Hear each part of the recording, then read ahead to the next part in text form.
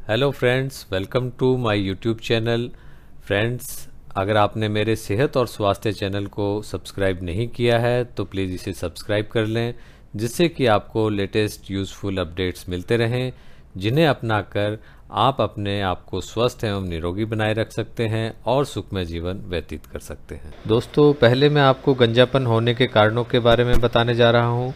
सबसे पहला कारण शारीरिक कमजोरी यानी कि शरीर में आवश्यक प्रोटीन्स और विटामिन्स की कमी होना। इसके अलावा मानसिक तनाव, चिंता और अवसाद भी गंजेपन का प्रमुख कारण है।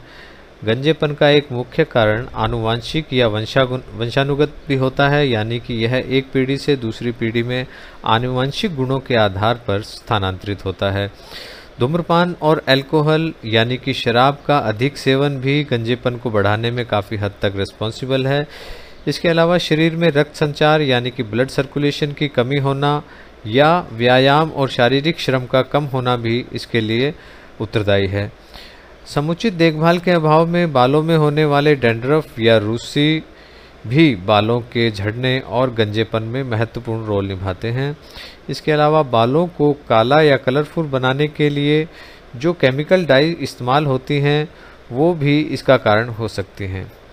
इसके अलावा किसी बीमारी में ली गई दवाइयों का साइड इफ़ेक्ट भी बाल झड़ने और गंजेपन का कारण हो सकता है।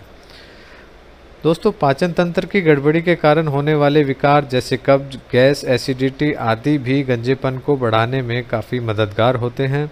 इसके अलावा शरीर में पानी की कमी और डिहाइड्रेशन के चलते सिर की त्वचा शुष्क होकर उस पर पपड़ी जमने लगती है, जो कि बालों के झड़ने का कारण बनती है।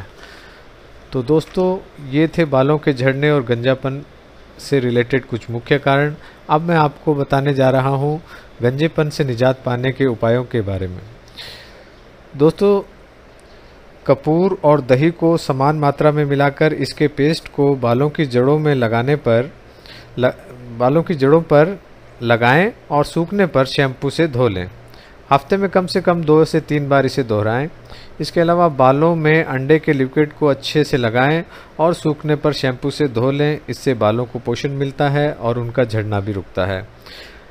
आंवले के गूदे और नींबू के रस को मिलाकर इसके मिश्रण को बालों व उनकी जड़ों में लगाकर रात भर के लिए छोड़ दें और सुबह किसी माइल्ड शैम्पू से सिर को धो लें। इससे हफ्ते में कम से कम 2 या 3 बार दोहराएं। नीम की पत्तियों और आंवले के पाउडर को पानी में डालकर अच्छी तरह उबाल लें।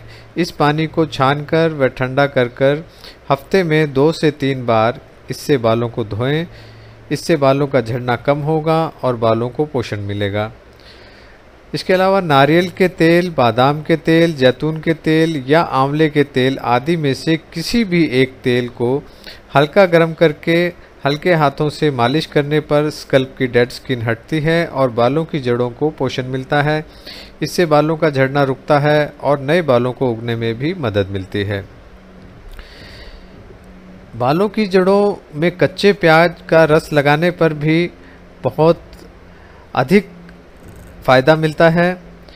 बालों की जड़ों में कच्चे प्याज का रस हाथों की उंगलियों से हल्के हल्के मसाज के तौर पर लगाएं।